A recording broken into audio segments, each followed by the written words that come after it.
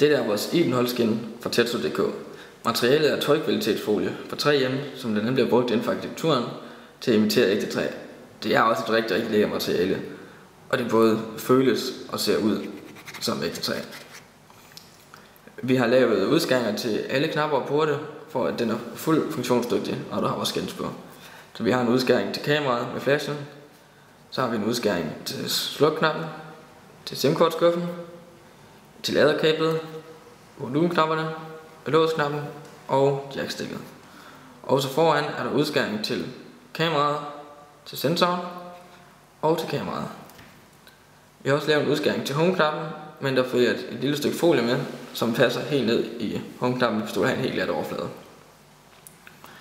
Det er rigtig let at montere, og der er nogle luftblommer i folien, som gør, at du får en 100% glat overflade.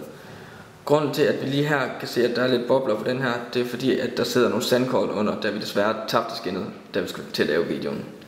Det kommer du selvfølgelig ikke til at opleve på dit skin. Det er også rigtig let at afmontere. Og som man kan se, når man tager det af, så kommer der ikke nogen form for limerester på telefonen. Og det er rigtig let at putte på igen, hvis du vil tage det af på. Dette var en hurtig gennemgang af vores Ibenholt skin fra Tetsu.dk.